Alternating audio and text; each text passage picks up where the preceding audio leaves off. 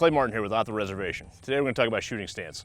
Seems like the only thing tactical guys like to talk about more than shooting stance is their pants, which to me sounds like a fascination that's dangerously close to modeling and fashion. Then again, some of these dorks spend more time on a runway than having a gunfight.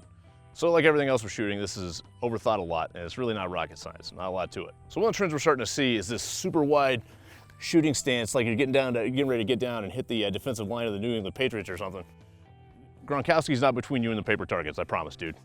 So what are the problems with this? They're twofold, really. Number one, it inhibits your mobility.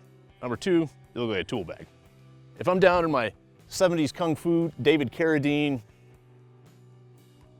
stance, my ability to move in any direction except for one is directly inhibited. I can kind of move this way. I need to move any other direction. I'm not at a good base to do that. So what's the big deal? Well, the reality is, in real life, mobility is how the fuck you stay alive. So this is not a good thing to do. Does this even pass the common sense test for actual combat? So the question you gotta ask yourself is, why are we even learning how to stand up and shoot? Is this some shit that we do in the street fights? Does this happen all the time? I've been in a couple gunfights, done some of that fancy combat shit all the kids are doing these days. The answer is no. You don't stand up in the street fight unless you're like a sucking chest wound. You're always behind cover or you're lower to the ground. Pretty much the only time we stand straight up and down while we're fighting is inside of a structure for close quarter battle. So the question you gotta ask yourself, does this make any sense for CQB? The answer to that is no, it does not. All right. No matter what, from here, I can't turn and move quickly. The thing about CQB, when you see professionals do it, I used to call it the ballet of death. It's not choreographed. Nobody ever knows what the inside of a structure looks like, so you don't know what you're actually up against. As I got older in CQB, I would never even listen to the intel when you try to tell us what the fuck the inside of the house looked like, because it's just gonna slow you down. Everything is a lightning response and a conditioned response. Oh, if I need to stop and take a door to the left here, it's a lot easier to do it from here than it is from the Carradine Special. My point is, if you're airing your nuts out in some goofy fucking yoga pose out here, you're not doing a very good job of covering your opposing threat or getting ready to enter new doorways. That was my Warrior 1, by the way.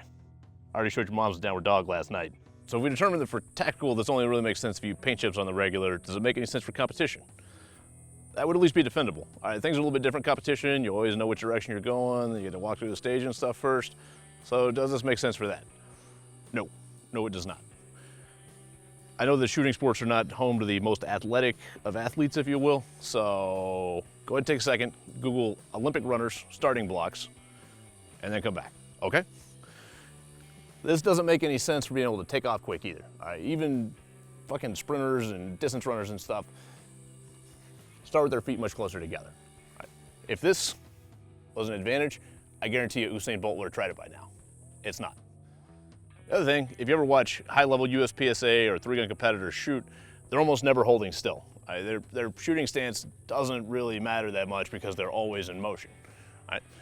Lastly, if you shoot any kind of competitive stuff, almost never will you be standing perfectly still and pick your gun up and do shit. All right, if you are holding still, 9 times out of 10, there's something in your way, so you're having to lean out or something like that. So it really doesn't make any sense for competition either. So am I saying the shooting stance is completely irrelevant?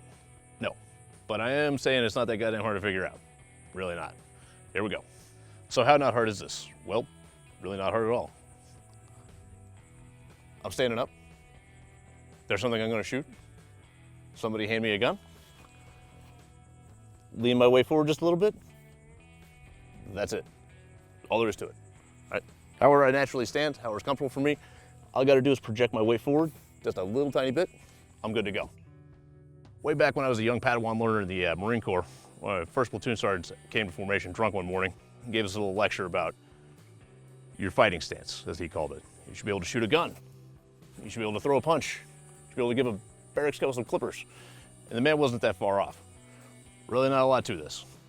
Stand up, hold on to your gun, lean forward just a little bit. That's it. There's probably some disbelief about this one. That's okay, we're gonna battle at it right now. I got a standard 16-inch AR-15, no super comps or anything like that, just standard muzzle device from the factory. And here we go.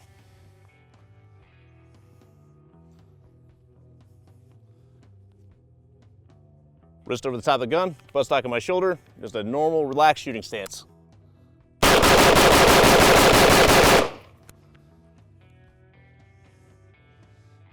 Easy day.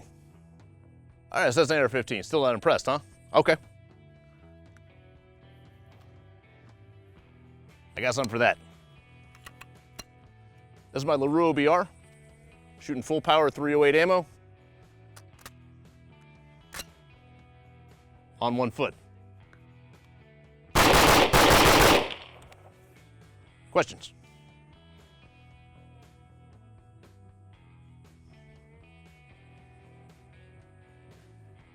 Or maybe you prefer a shotgun. This is my Benelli M2, which isn't exactly known for its soft recoil. Is there a little bit of trick shooting going on here today? Yes, there is. What's my point? My point is, don't buy the hype. Don't let some no-talent ass clown in a multi-cam phone dictate how you shoot. Like us on Facebook or subscribe on YouTube.